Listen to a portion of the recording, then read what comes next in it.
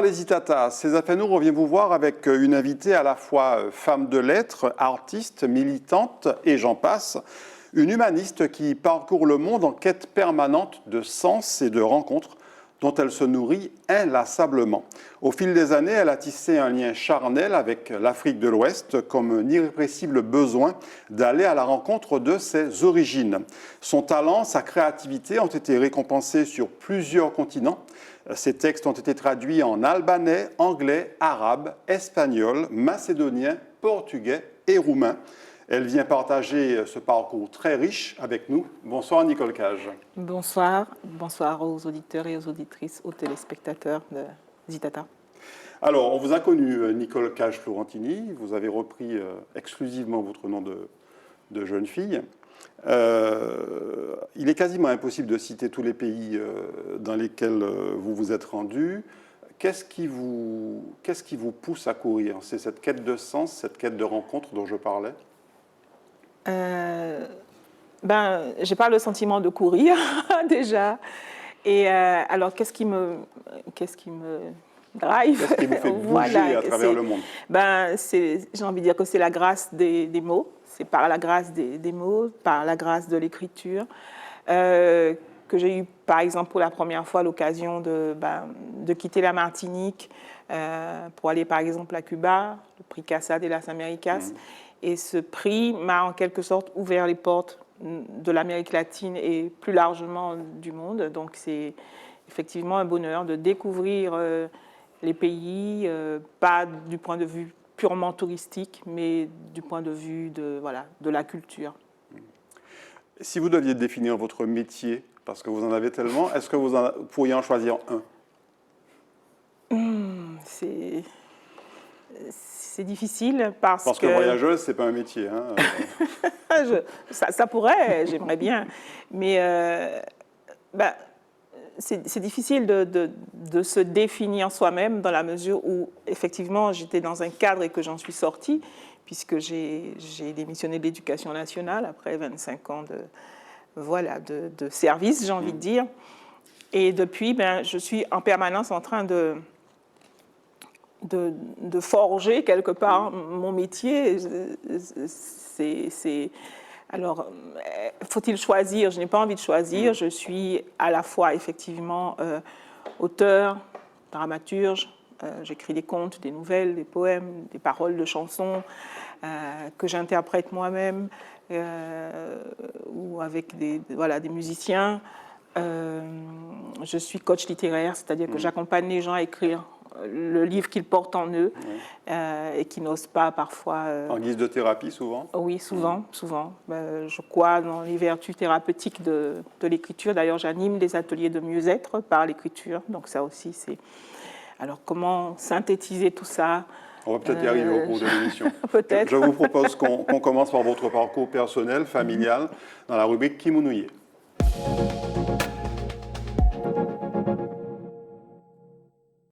Alors, quelle est la femme, Nicole Cage, si vous deviez vous présenter en quelques mots? La femme d'aujourd'hui, une femme qui chemine, une femme qui tente de rester en connexion avec cette petite fille-là. Qu'on va voir d'ailleurs, on va la voir tout de suite, puisque vous l'appelez. Oui. Cette petite fille, qui avait quoi à l'époque, 4 ans? Qu'on appelait Ticole. Vous l'avez derrière moi, Nicole. Pardon, elle est là, 3-4 ans, donc Ticole, un peu sauvageonne, un peu... à la fois sauvageonne et timide, et puis en même temps... curieuse de tout. Et je crois que nous avons intérêt, les adultes que nous sommes devenus, à rester en connexion avec les enfants que nous avons été, pour ne pas perdre complètement l'innocence et puis la joie de vivre. Cette photo, elle a été prise au François? Au François, près de là où j'habitais. Au François, on dit les Emballariens, ceux qui habitaient en Ballari. Donc, on habitait pratiquement en face de... Des dessins peuvent nous en parler, en Ballari, effectivement. Voilà. Et donc là, ce sont les entrepôts des pêcheurs qui entreposaient leurs nasses, leurs filets de pêche, etc., dans cet endroit, tout près de chez moi, en Ballerie. La petite Nicole a grandi, on va la retrouver à 9 ans. Racontez-nous la petite fille que vous étiez. La petite fille que j'étais, 9 ans, curieuse, avide d'apprendre, donc je lisais beaucoup, j'étais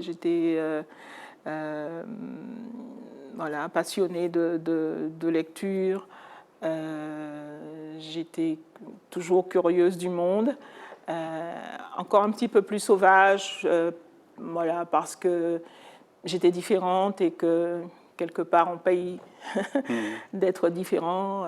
Différente pourquoi? Déjà, avec toujours un livre en main, ça fait souceuse, quoi. Et puis, voilà, c'est noir, cheveux crépus, bon, c'est tout ça. Les noirs cheveux crépus, c'est oui, la majorité des Martiniquais. Oui, c'est la majorité des Martiniquais, mais effectivement... On vous la renvoyait parfois. Ah oui, tout à fait. Et ça veut dire que cette petite fille, vous l'avez parfois mise en scène dans vos écrits, dans vos romans, dans vos œuvres? Pas de façon... Elle peut faire irruption comme ça à travers une parole d'une héroïne, mais pas en tant que telle, non. Non. Alors on va retrouver Nicole un peu plus grande dans quelques temps, mais là on va d'abord voir celle grâce à qui vous êtes arrivée au monde. Maman Ninide, elle s'appelle Léonide, ma mère, voilà, c'est un morceau femme, pas très grande comme moi-même.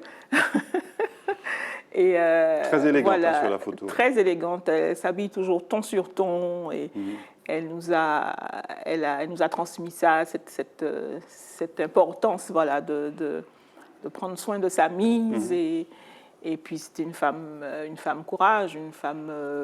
10 enfants? Voilà, 10 enfants, 10 enfants. Elle a d'abord été employée de maison, à l'époque on disait servante. Et puis ensuite, elle était manœuvre à la mise en bouteille chez Clément. Voilà. Donc, petite fille, on allait rencontrer maman voilà, sur son lieu de travail, manger des mangos mérans, cueillir des tamarins. Vous êtes dans quel rang parmi cette fratrie? Je suis la dernière. La dernière? Oui, je suis la dernière crasse boyau. Est-ce que ça a créé une relation particulière avec votre maman? Eh bien, probablement, puisque je suis venue 5 ans après celui qui me précède tout juste. Donc peut-être que voilà, c'est l'enfant quelque part qu'on n'attendait pas, qui débarque. Et effectivement, maman aimait chanter, dire des poèmes, etc. Donc ça aussi, ça m'a... Elle est toujours en vie? Oui, elle est toujours en vie. Elle a 97 ans Bien. Et bon pied, bon oeil. Et puis il y a celui grâce auquel vous êtes arrivé en ce monde. Mon père, on l'a surnommé Jolie, c'est ses camarades qui l'appelaient comme ça, je ne sais pas pourquoi, donc voilà. Là aussi, un homme courage, il a été homme à tout faire un peu chez les Becquet, mais ensuite son véritable métier c'était charpentier et petit cultivateur. Il a construit pas mal de maisons au François, que ce soit à la campagne ou au bourg. Et c'était l'exemple qu'il faut travailler, tout ce qu'on a, c'est gagné de haute lutte. Et voilà, c'était un gros travailleur. Des valeurs, qu'ils vous ont transmises, qu'ils vous ont transmis complètement. Et quand nous nous réunissons, nous aimons bien rappeler les petites phrases de papa. Il était toujours en train de chanter, toujours en train de siffler. Il travaillait le bois puisqu'il était charpentier avec son crayon de charpentier derrière l'oreille en sifflant et en chantant. Il chantait d'ailleurs beaucoup plus que maman tout le temps. Il travaillait en chantant et ça nous est resté aussi. Au niveau de la fratrie, on verra tout à l'heure un de vos frères. Au niveau de la fratrie, comment ça se répartissait entre filles et garçons? Alors 7 filles. Ah oui. Et 3 garçons. les filles, voilà. C'est les filles qui mènent la danse. Ouais, et il y a un écart important entre le premier et vous, la dernière? Entre l'aîné des filles et moi, l'aîné de la fratrie, 15 ans. Oui, 15 ans. Oui. Alors, on va retrouver Nicole quelques années après. On vous a quitté à 9 ans. On va vous retrouver à 17 ans. Et puis au lycée, alors la photo de gauche, vous êtes au lycée de Bellevue. Oui, je suis sur le balcon du bâtiment où il y avait les études pour les internes, puisque j'étais interne au lycée de Bellevue. Je devais être en première, là. Voilà, j'étais en A5, c'est-à-dire lettres, langues. Et puis je me suis retournée pour la photo, mais en fait je passais mon temps dans l'autre sens à regarder la mer et à rêver. Déjà à rêver d'autres continents. D'autres horizons, vraiment. Et à côté, alors c'est une photo, quand vous me l'avez transmise, vous l'avez intitulée 17 ans, jeunesse d'avant-garde. Oui, ça c'était un des rares moments de détente, j'ai envie de dire, en tant que militante. J'ai commencé à militer très tôt, à 17 ans, à jeunesse d'avant-garde. Et voilà, je voulais changer le monde, je voulais que la Martinique soit indépendante. C'était quoi? C'était une quête de justice? Une quête de justice, et puis c'est aussi l'éducation. Mon papa était communiste, donc on a grandi dans ça, dans ce besoin de justice, d'équité, à défaut d'égalité. Et toute mon enfance a été bercée par ça. Toute votre vie, en fait, parce que vous n'avez jamais cessé d'être militante. Non, jamais. 17 ans, on voilà. On va le voir tout à l'heure également. Refaire le monde. Ouais. Refaire le monde et aussi apprendre le monde, puisque sur la photo suivante, on va voir que vous avez voulu être journaliste. Oui. J'ai été pendant 1 an à l'ITC, Institut des techniques de communication. J'ai carrément laissé l'université après mon DEC d'espagnol. Et puis voilà, j'ai fait 1 année de journalisme. Et j'ai beaucoup appris. Et pour moi, ça fait partie intégrante de la formation de la personne que je suis.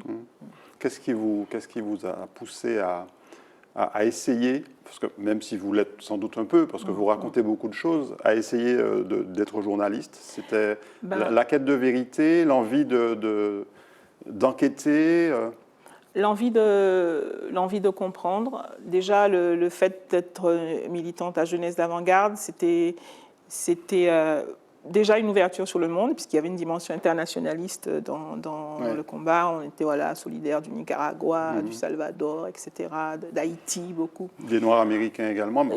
Voilà.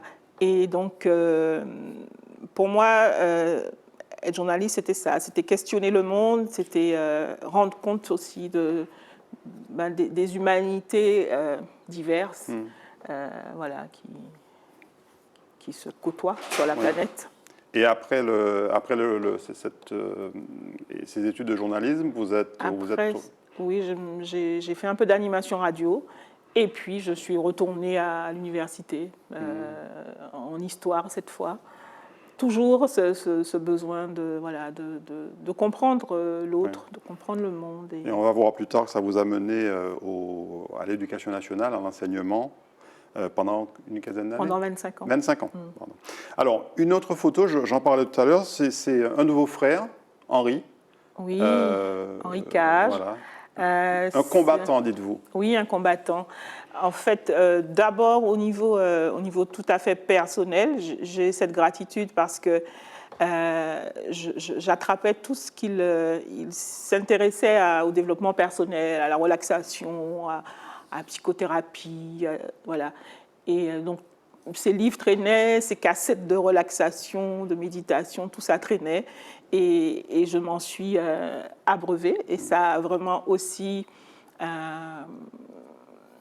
quelque part, conditionné mon envie, moi aussi, de mieux comprendre l'autre et de l'accompagner. Et puis, à l'exemple de nos parents, c'est vraiment quelqu'un qui s'est battu, qui se bat. Il est aujourd'hui président de plusieurs associations, d'ailleurs. Voilà, l'ADAPI, il est engagé aussi au niveau de l'URAS. Il travaille vraiment pour que les personnes porteuses de handicap soient mieux traitées, mieux accompagnées, etc. Donc, Et puis, également au niveau de la formation personnelle, c'est-à-dire qu'il a laissé le lycée professionnel.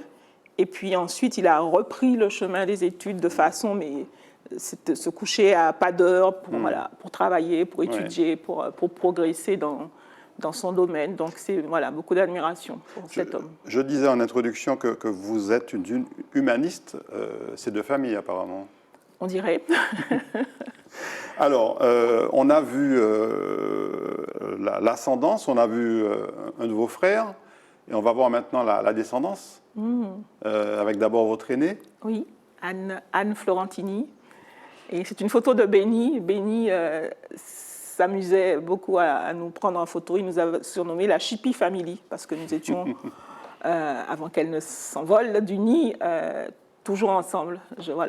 Comme les gens aimaient à dire, je traînais mes enfants partout avec moi, dans les manifs, les spectacles, voilà. Et ça fait partie de leur formation quelque part. Ça les a influencés en ce qui concerne leur destin professionnel, leur choix professionnel?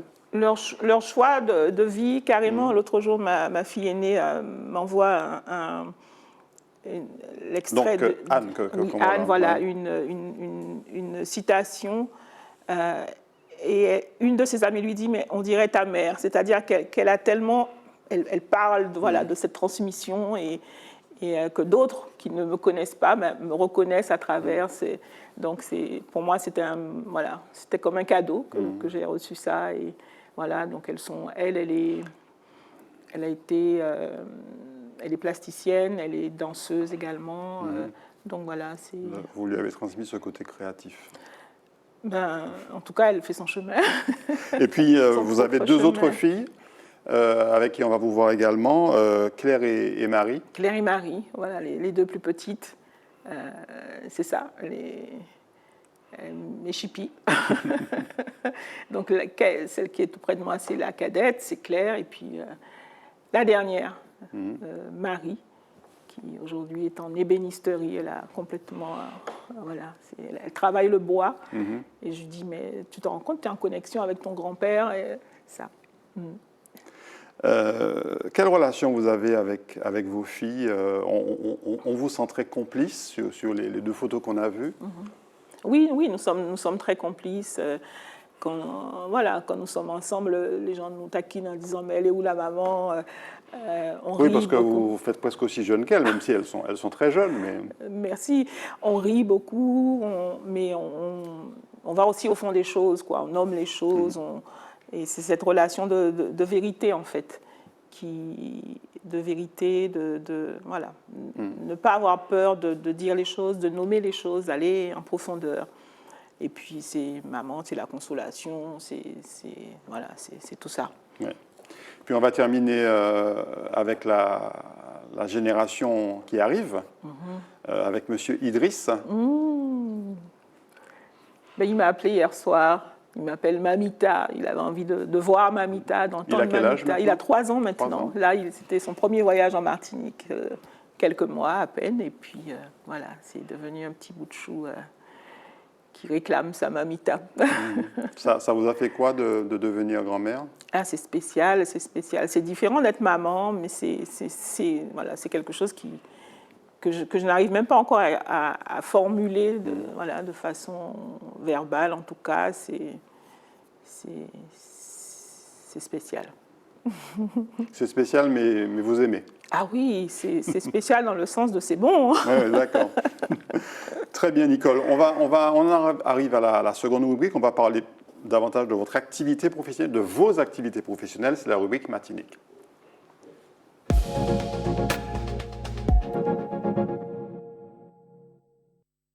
Alors, nous n'avons pas de photos spécifiquement sur vos 25 années d'enseignement, mais vous avez été enseignante. Alors, d'abord professeur de lettres et d'histoire, et ensuite professeur d'espagnol. Racontez-nous en quelques mots ces 25 années.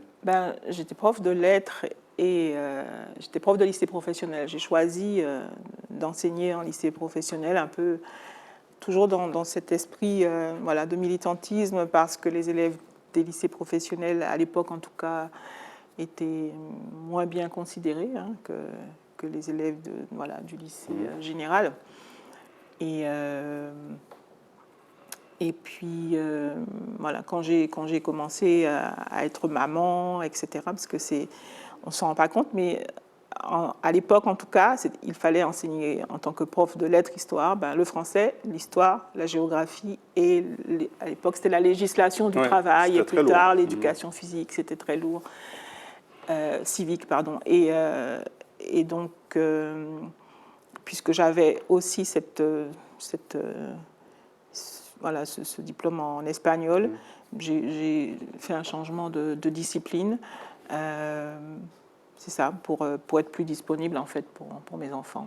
Qu'est-ce que vous avez gardé de ces 25 années d'enseignement, de transmission de connaissances? Eh bien, j'ai rencontré un ancien élève et il me disait, Madame, vous vous souvenez quand vous partiez avec nous, avec votre lecteur CD parce que j'essayais voilà, de développer le goût de l'écriture, le goût pour la culture. Et donc l'idée, c'était de sortir de la salle de classe et puis d'aller sur l'herbe, faire une séance d'écriture avec une musique voilà, qui induit un peu voilà, cette détente. Et c'est ça, c'est vraiment comment réconcilier les élèves, en tout cas c'est ce que j'ai essayé de faire, avec les lettres, avec la littérature, avec leur propre histoire aussi. Et le choix de quitter l'éducation nationale au bout de 25 ans, c'était la volonté de vous libérer quelque part, de libérer votre créativité, votre envie d'ailleurs? Me libérer, oui, d'une forme de carcan et puis en même temps me donner les moyens. Je m'efforce toujours et quelles que soient mes erreurs, je m'efforce toujours d'être cohérente, congruente, de mettre mes actes en relation avec ce que je dis. Et voilà, donc le moment était venu pour moi d'oser franchir le pas pour faire autre chose que rêver, et puis de façon concrète, par exemple, essayer de donner corps à un rêve qui était celui de monter une maison d'édition. Voilà, l'envie d'écrire, on va voir deux de vos romans, dont le premier, c'est Vol que je vole. L'envie d'écrire faisait partie de ces ambitions que vous vous donniez après l'enseignement? Oui, de toute façon, l'envie d'écrire, elle a toujours été là, et l'envie et le fait d'écrire. Le fait d'écrire, oui. Puisque j'ai commencé très tôt, ne serait-ce qu'à travers le journal intime, et puis l'écriture de poèmes comme ça. Et vous avez commencé par Ces vols que je vole? Le premier roman publié, effectivement, c'est Ces vols que je vole. Ce n'est pas le premier que j'ai écrit. J'ai d'abord écrit l'espagnol. Et puis, voilà, il y avait quelque chose qui me brûlait quelque part, qui m'a poussée à écrire Ces vols que je vole. Je voulais écrire sur la folie, je voulais écrire sur l'inceste, je voulais écrire sur le rôle destructeur de la rumeur. Et parce que votre héroïne, dans Ces vols que je vole, c'est quelqu'un qui a des problèmes psychiatriques, c'est ça? Voilà, elle est victime d'inceste. Et donc la violence de son père, autant que le silence de sa mère, l'ont fait basculer dans la folie. Elle prend, comme on dit chez nous, elle en met ses vis avant et elle drive quoi, dans la Martinique jusqu'à ce qu'elle échoue en psychiatrie. Ouais. Alors, on n'est pas forcément dans l'ordre chronologique de vos romans, mais l'autre roman à côté, Et tu dis que tu m'aimes, là vous prenez en fait position contre notamment les violences. C'est ça, les violences faites aux femmes. C'est une commande de l'éditeur, le même éditeur que Ces vols que je vole, Les oiseaux de papier, qui avait une collection qu'il appelait L'inacceptable. Donc il m'a demandé de lui écrire quelque chose pour cette collection. Et peu de temps avant cette demande, il y avait eu ce fait divers terrible où une jeune femme assassinée par son compagnon devant l'hôtel de ville de Fort-de-France. Et voilà, ce fait divers tragique m'a inspiré ce texte « Et tu dis que tu m'aimes ». Oui. Vous parliez tout à l'heure de l'espagnol, on va le voir, c'est une des deux autres couvertures qu'on va voir. L'espagnol, en fait, c'est le premier que vous avez écrit, mais pas le premier publié. Voilà, c'est ça. Il est venu après. il m'a été inspiré à la fois par mon premier voyage en République dominicaine. C'est un voyage militant. J'étais partie chez des militants. Donc, ce n'était pas un voyage touristique. Et donc, je sillonnais les rues, les quartiers pauvres. Nous sommes allés notamment dans les batailles où sont enrôlés les Haïtiens dans les champs de canne, dans des conditions infrahumaines. Et c'est cette réalité-là qui m'a inspiré ce roman. On passait aussi dans les bidonvilles où le matin, on voit une mère de famille s'occuper de ses enfants. Et puis le soir, on repasse et elle est complètement transformée. Elle va, entre guillemets, travailler, c'est-à-dire vendre son corps pour nourrir ses enfants. Donc l'espagnol, c'est aussi pour moi la forme de cet engagement caribéen qui est le mien. Un appel à plus de solidarité entre peuples de la Caraïbe et puis une dénonciation effectivement de la prostitution. Vous avez écrit 15 romans ou essais, oui, romans, poèmes, ou contes, prose poétique comme Splash par exemple. Et Splash, c'est une édition trilingue. Oui, Splash, c'est le tout dernier, que je n'ai même pas encore commencé à présenter vraiment. Donc c'est une maison d'édition chilienne qui m'a demandé un texte. Et donc, voilà, c'est effectivement un bonheur d'avoir une édition. Un pays que vous avez déjà visité ou pas? Pas encore, pas encore. Ça va forcément venir, alors. Voilà, de français, anglais, espagnol, et puis quelques extraits de créole aussi. Voilà, mettre le texte, en fait, puisqu'on est dans un bassin caribéen, où on parle plusieurs langues, donc c'est vraiment important de s'ouvrir aussi à cette dimension linguistique. On va vous voir là avec deux autres auteurs à propos de Femmes qu'on flambe. Femmes qu'on flambe, oui, c'est le premier ouvrage publié par Cimarron Ediprod, donc cette maison d'édition. Votre maison d'édition, voilà, c'est un ouvrage collectif. C'est un ouvrage collectif, 33 femmes de Martinique. Et là, c'était pour mes deux comparses, Karine Varas et Michel Mauvois, c'était leur première séance de dédicace. Donc on voit toute leur joie, toute leur émotion, voilà, de signer un livre avec leur texte dedans. Et puis elles étaient fières d'être aux côtés d'Ina Césaire, etc., d'avoir une préface de Gisèle Pinault. Donc c'était vraiment un beau moment de sororité autour de... Femmes qu'on flambe, c'est l'hommage rendu aux femmes et aux femmes qui on parle souvent de potomitans chez nous, parce qu'on est dans une société matriarcale, mais c'est beaucoup plus que ça, c'est la femme conquérante en fait. C'est la femme sous toutes ses facettes en fait, c'est la femme qui se bat, mais c'est aussi la femme qui tombe et qui se relève. C'est la femme qui rêve aussi, c'est la femme amoureuse, c'est la femme... voilà. Vous avez aussi évoqué, on va le voir, la femme de pouvoir dans Africana. Africana, oui.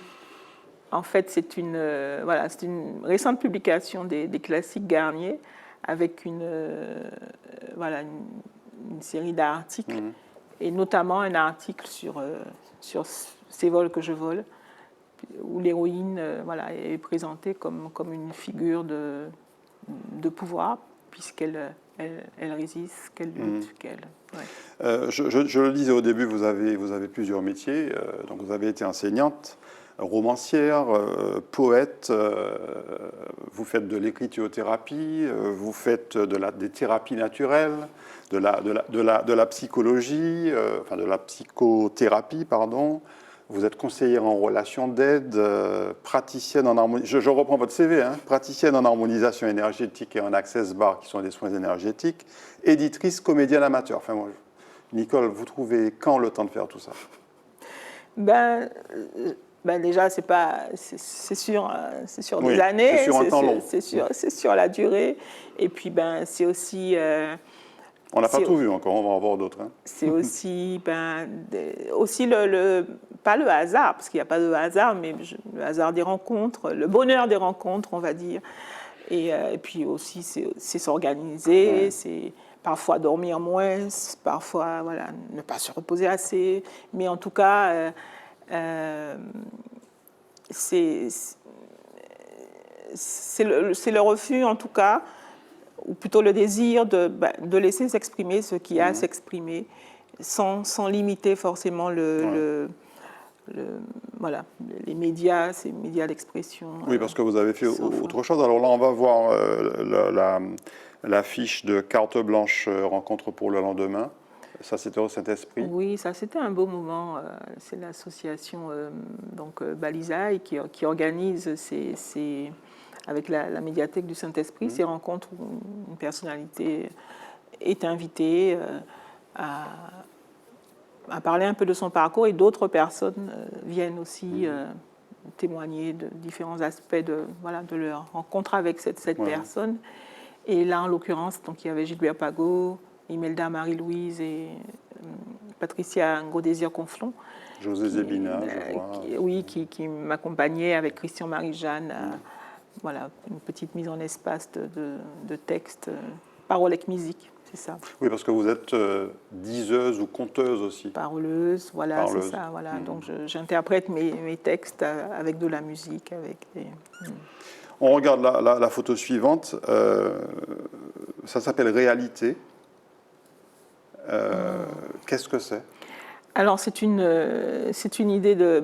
vous parliez de mon hyperactivité, en quelque sorte, mais à côté de Christine Ago, vraiment, je suis très calme. Et même Imanié Dalila Daniel aussi, qui fait beaucoup de choses.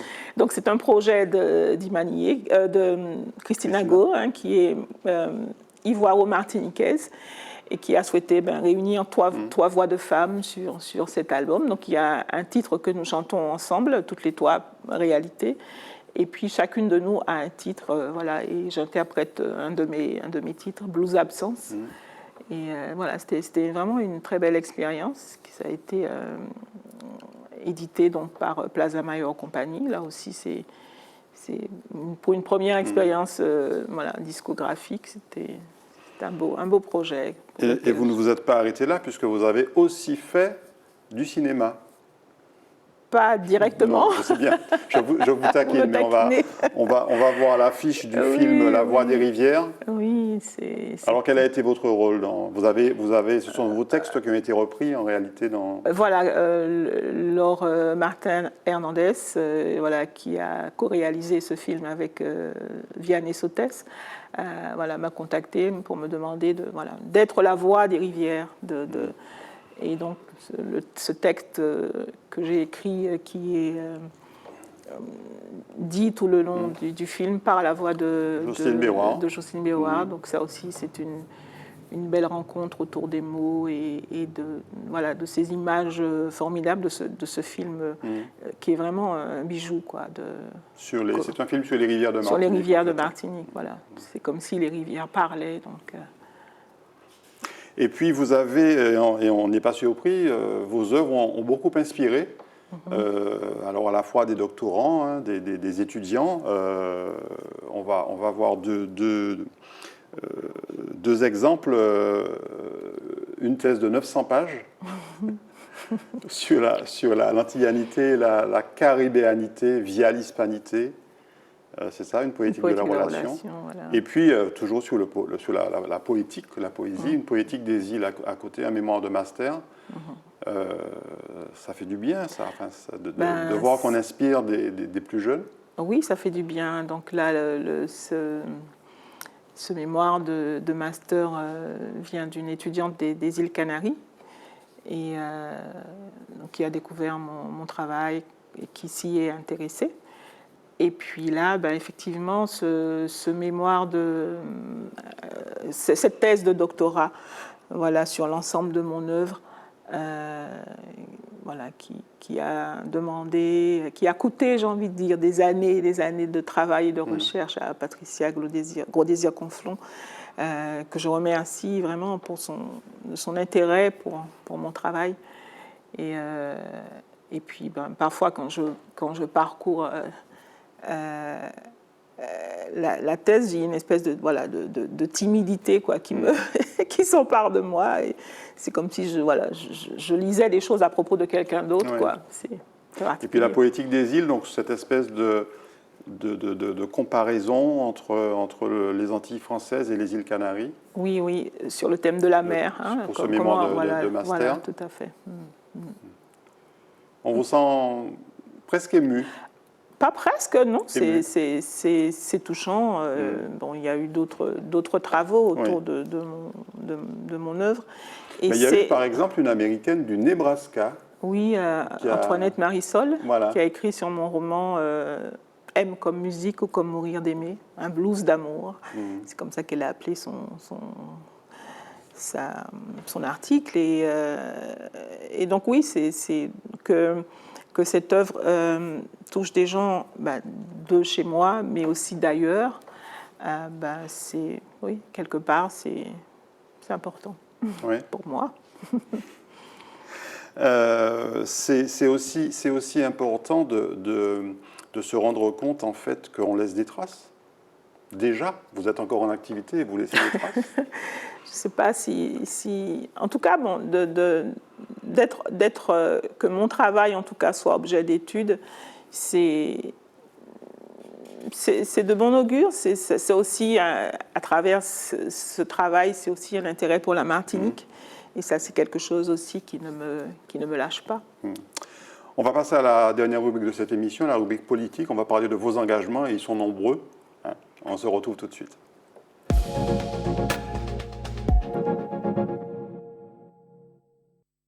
Alors déjà, vous avez été reconnue pour votre militantisme. Femme de l'année 2018, en mars 2018, pour vos engagements par l'association Combit, l'association Men and Men et la ville de Fort-de-France.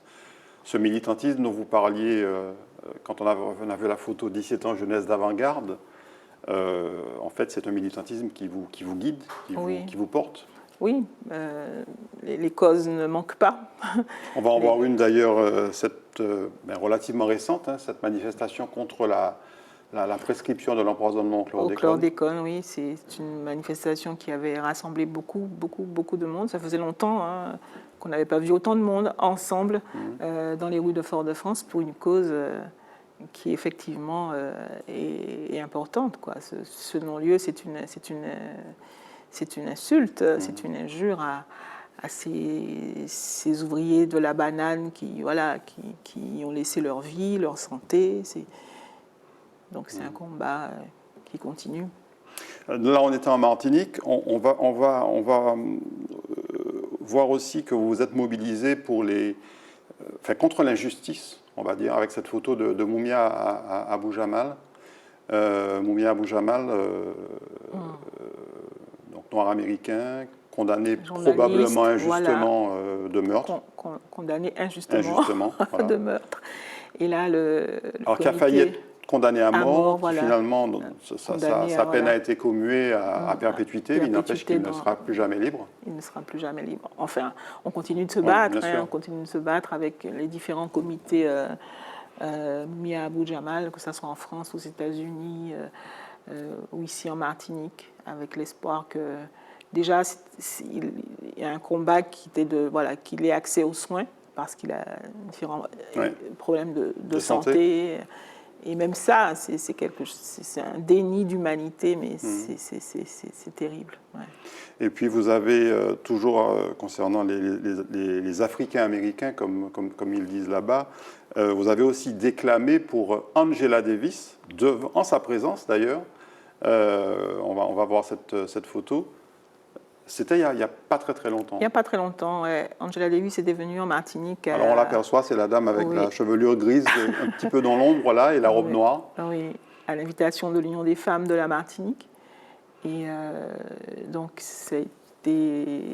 à cette occasion, j'ai pu lui dire un texte que j'avais écrit pour elle quelques années avant, mais sans jamais imaginer qu'un jour il me serait donné de le dire pour elle, face à elle. C'était un grand moment d'émotion. Ouais. Au moment où vous aviez 17 ans, où vous militiez à Jeunesse d'Avant-Garde, il y avait déjà, on était en train de sortir en fait de cette période où les Afro-Américains avaient subi tout ce qu'on connaît en fait, toutes ces discriminations et qui continuent encore aujourd'hui sous d'autres formes. Hein, on l'a vu avec l'assassinat clairement de George Floyd. Oui. Vous n'imaginiez pas en fait que vous auriez milité pour tant de causes, parce que là en l'occurrence on est sur des causes humaines. vous avez aussi des causes sociologiques, on va dire. Vous avez aussi milité pour des causes humanitaires. On va le voir avec cette photo de la mission que vous aviez menée en Haïti, après le séisme après de 2010. Le séisme, oui, à l'initiative d'Imelda Marie-Louise. Donc, l'association ACAPA en Compte-Bit pour Haïti donc, avait été créée. Et nous sommes partis, Imelda et moi, en mission, notamment pour l'aménagement d'un centre de santé. Et puis, il y avait sur place des équipes d'urgence Caraïbes. Donc, nous sommes allés aussi avec elle sur le terrain. Et cette photo illustre bien ce que vous avez trouvé sur place. Parce que c'était terrible. C'était le chaos, clairement. C'était le chaos, c'était l'odeur de la mort. C'est la première fois que je prenais l'odeur de la mort qui était là, qui collait aux habits, qui collait à la peau. C'est quelque chose de terrible. Alors vous êtes très proche de beaucoup de nos frères, et notamment des Haïtiens et des Dominicains. L'espagnol d'ailleurs, alors c'était les dominicaines en l'occurrence, l'espagnol, mais il y a aussi des dominiquais et dominiquaises qui subissent, qui ont subi à un moment donné en Guadeloupe par exemple un certain nombre d'insultes, on va dire, pour rester, c'est un euphémisme. Et puis les Haïtiens aussi, et on va voir d'ailleurs, c'est une de vos lectures de l'espagnol que vous avez intitulée, la photo était intitulée « Nous toutes ces Haïtiens, nous toutes ces Dominiquiers ». Oui, c'est le GRS qui avait organisé cette manifestation qui s'appelait Tout le monde c'est moun. Tout le monde c'est moun. Notamment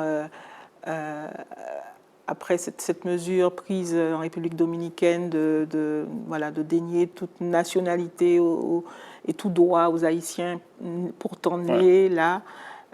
C'est des graffitis qui ont pu fleurir dans les rues de Fort-de-France. C'est tout cela qui était dénoncé. Et puis cet appel vraiment à faire Caraïbes, quoi. On est dans ce bassin caribéen et on a tellement de choses en commun.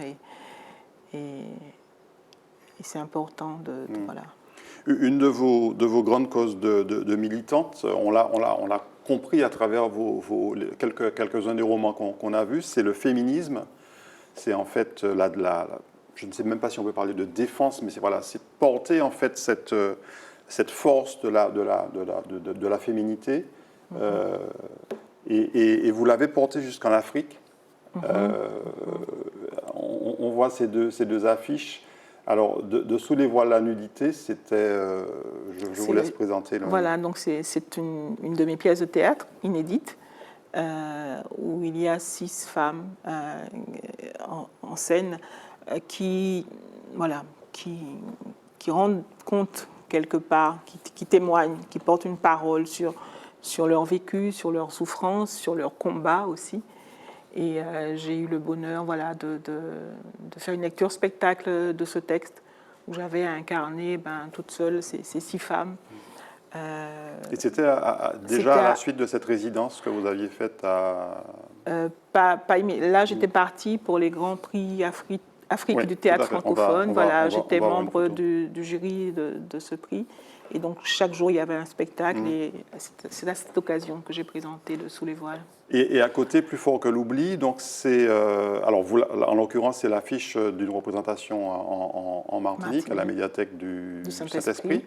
Mais en réalité, c'est un texte que vous avez écrit au Bénin. Au Bénin, voilà. Ouais. Je suis partie 2 mois en résidence d'écriture dans un partenariat DAC, Institut français du Bénin, et Centre culturel de recherche de rencontres internationales, CCRI. On va le voir tout à l'heure dans une vidéo. Voilà. Et donc, j'ai écrit ce texte, Plus fort que l'oubli. Et de retour en Martinique, on a fait on a extrait un objet théâtral, une lecture spectacle avec Patrick Servus et José Zébina. Vous avez toujours de très beaux titres et de très belles photos. On le voit ici. On va voir aussi sur la photo suivante qui illustre... alors, Si tellement forme, comment est-ce que vous décririez cette... Alors, Si tellement forme, c'est un récital parole avec musique, où je présente ce que sont pour moi les différentes facettes de ce que j'appelle l'être femme. La femme militante, la femme amoureuse, la femme la femme dans toute sa puissance aussi, mais aussi dans ses fêlures, dans sa vulnérabilité. Et j'ai eu le bonheur, pendant cette résidence de 2 mois, de collaborer avec des artistes béninois. C'était aussi une des demandes du CCRI, où j'étais hébergée. Et donc, là, en l'occurrence, c'est une collaboration avec un orchestre de jeunes qui s'appelle The Little Baron, le plus jeune d'entre eux, 12 ans, mais des maîtres musiciens, quoi, et qui se sont vraiment emparés de notre musique. Alors justement, on va voir une vidéo qui récapitule tout ça. Hein. Ce sont des images de Génial TV au Bénin, qui est une web TV béninoise. Voilà, on regarde, ça dure à peu près 3 minutes 30, mais vous allez voir, c'est quand même assez rythmé. On revient en plateau. Eh bien, je suis à Ouida depuis bientôt 2 mois pour une résidence d'écriture et de création. Et donc je suis venue chercher, je suis venue me nourrir, je suis venue pour des retrouvailles aussi avec la terre de mes ancêtres. Et je me suis dit, qu'est-ce que je pourrais donner? Qu'est-ce que je pourrais donner à Ouida? Qu'est-ce que je pourrais donner au CCRI? Qu'est-ce que je pourrais donner au Bénin, que j'appelle le pays source? Et l'idée donc de partager un peu de mon univers musical et poétique avec les Béninois m'est venue. Et je souhaitais le faire avec des musiciens d'ici.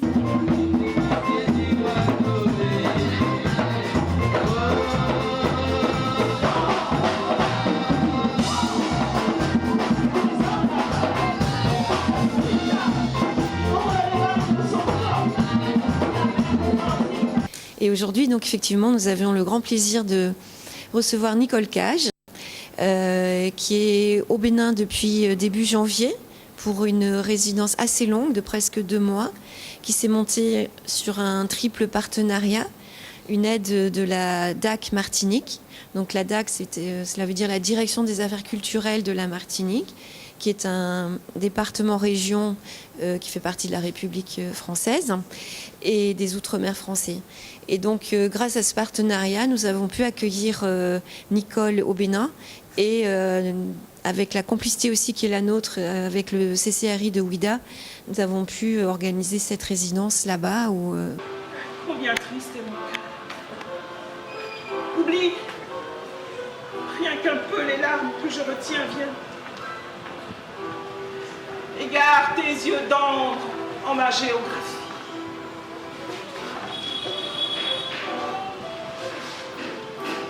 Goûte mes lèvres. Elles te diront ma fièvre cueille mes seins. Ils te diront le lait au goût de miel. Nicole Cage a, je dirais, des talents, de très grands talents. Et quand vous voyez les textes, c'est plein de sens. Et on se demande comment elle arrive à écrire, dans quel cadre. Elle est très inspirée. Et en plus, elle est spirituelle. Vous sentez dans ses écrits qu'elle est spirituelle. Ce qu'elle dit, elle l'exprime de tout son corps. J'ai beaucoup lu de ses œuvres qu'elle m'envoie régulièrement. Et c'est sans surprise qu'elle s'est retrouvée dans le jury 2022 des Grands Prix Afrique du théâtre francophone, où elle a été responsabilisée pour nous dégager les meilleurs de la diaspora, donc du côté de l'Amérique latine. Donc elle a fait un job énorme derrière. Et son texte, vous avez vu, c'est un voyage. Je l'ai lu moi, j'ai eu la chance de lire ça. Je peux vous dire, c'est tout un voyage, c'est émouvant et on peut couler les larmes parce qu'on sent l'Afrique qui est là-bas, mais qui est ici, cette part de qu'est-ce que devient les nôtres. Pourquoi on n'a pas le droit d'oublier. Et le thème de cette édition colle parfaitement avec son texte, 300 ans de scènes et de chaînes d'esclavage. Alors Nicole, voilà un résumé hein, de ce que vous avez fait cette année. En fait, tout ça, c'est 2022 Oui. en Afrique, cette résidence d'artistes, ce récital, la participation, on va le voir sur la photo suivante, en tant que jury au Grand Prix du théâtre francophone. Et vous êtes une vedette au Bénin, en fait. En tout cas, je me sens à la maison et les Béninois, notamment les Ouidaliers, les Ouidalières, m'aident à me sentir à la maison. Mais en fait, le besoin, il est réciproque. Ils découvrent en fait que que nous sommes là, que nous avons survécu à l'horreur et que nous avons tellement de choses à partager, mais aussi des vérités à nous dire, parfois des vérités qui font mal, mais ils sont prêts aussi à entendre ça, à nous entendre. Et voilà, je crois que c'est vraiment, je suis heureuse de participer à ce mouvement-là, de se retrouver, de se rencontrer et de guérir ensemble quelque part. Pourquoi le Bénin? Parce que la première fois que j'y suis allée, en 2008, j'ai eu ce que j'ai appelé mon séisme d'Afrique. À savoir que voilà, je suis arrivée et le lendemain, je me suis réveillée et j'ai passé des heures à pleurer. Et à répéter, je viens d'ici, je viens d'ici, je viens d'ici. Vous l'avez ressenti dans votre physiquement. Physiquement. Ouais. Alors, vous avez été reconnu dans beaucoup d'autres pays que le Bénin. On va voir là que vous étiez, par exemple, invité d'honneur du séminaire Francofonia y Mujer aux îles Canaries. Oui. Vous avez, donc ça, c'est les îles Canaries. Vous avez aussi été mise à l'honneur au Japon. En Chine. Lors du Broadcast TV Show. Oui, alors, c'était quoi Alors, là, ce sont les comédiens et les musiciens chinois qui ont, parmi la cinquantaine de poètes présents, invités au festival de Qinghai Lake en Chine, ils ont choisi les textes de 10 d'entre nous, donc parmi lesquels les miens, pour les faire interpréter par des comédiens et des musiciens. Et nous ne savions pas. On nous a simplement invités à un enregistrement d'émissions télé. Et puis, voilà, je suis là et je vois les images de la Martinique, l'église des Anses d'Arlé, la cathédrale de Fort-de-France, la bibliothèque Schœlcher, etc. Et projetées sur un écran dans les contreforts les contreforts du Tibet, pratiquement, en Chine. Et c'était vraiment un moment intense, quoi, de voir mon petit pays et puis d'entendre Martinique. Comment vous expliquez cet intérêt pour vos textes partout dans le monde, en fait? Alors, paradoxalement, on pourrait dire mes textes parlent de nous, parlent de la Martinique, parlent de la Caraïbe, mais en même temps, je pense qu'ils dépassent les frontières et qu'ils parlent de l'humanité, tout simplement, et que c'est peut-être en cela qu'ils touchent. On va finir avec une dernière photo. Si je vous dis The President Awards. Ah, ça, c'était un autre beau moment. Voilà, chaque année, à l'occasion du Saint-Martin Book Fair, donc tout près de chez nous, il y a donc ce salon du livre qui est chaque année donc le président de l'université et le président de Conscious Lyrics Production qui voilà, remettent un prix. Donc c'est le prix des présidents à une personnalité, soit pour son travail littéraire, soit pour... Voilà. Et là, c'était pour l'ensemble c'était pour mon engagement dans la culture et pour mon travail littéraire. Vous aviez une coiffure très différente sur cette photo. Oui, ça, c'est le légendaire afro. Alors, il y a eu ce prix, il y a eu aussi un prix en Macédoine, Macédoine qui est une des anciens États de l'ex-Yougoslavie. Oui. Il y a eu le prix Las Casas de las Américas à Cuba. Enfin, vous en avez eu un certain nombre. À Belgique, etc. Bruxelles, oui, ça aussi, c'est de beaux moments, voilà. Et ce n'est où pas l'étranger voilà, reconnaît la Martinique à travers une de ses enfants. Vous êtes presque davantage connu et reconnu à l'extérieur que chez vous, même si vous avez été femme de l'année en 2018, qu'ici tout le monde sait qui est Nicole Cage. Mais c'est vraiment impressionnant de voir comment vous êtes reconnu partout. Mais ça... Je vis avec ça, c'est ma réalité. Et quand c'est bon, je le prends, je m'en nourris et je m'en inspire pour d'autres créations. Pour conclure, un projet, si vous devez nous parler d'un projet. Vous repartez bientôt au Bénin, début 2023. Je repars bientôt au Bénin, j'en dirai plus tard, mais en tout cas, c'est voilà, pour un projet de documentaire. Et le prochain roman ou le prochain ouvrage? Le prochain ouvrage, en fait, je viens de terminer un recueil de poèmes que j'ai commencé au Bénin d'ailleurs, et qui s'intitule Ne dis pas. C'est une invitation à nous, un peuple noir, à ne pas divulguer quelque part nos secrets, les secrets de notre résistance. Merci beaucoup Nicole Cage. On n'a pas vu le temps passer, hein. Il y avait tellement de choses à dire. C'est allé tambour battant. Merci en tout cas d'avoir revisité votre parcours avec nous. J'espère que les téléspectateurs de Zitata ont apprécié. Merci de m'avoir accueilli. Et on aura l'occasion très prochainement de vous retrouver, j'en suis sûr. Avec plaisir. Merci beaucoup, chers Zitata, de nous avoir suivis. On se retrouve très très bientôt pour un nouveau C'est ça fait nous. Très bonne soirée ou très bonne journée.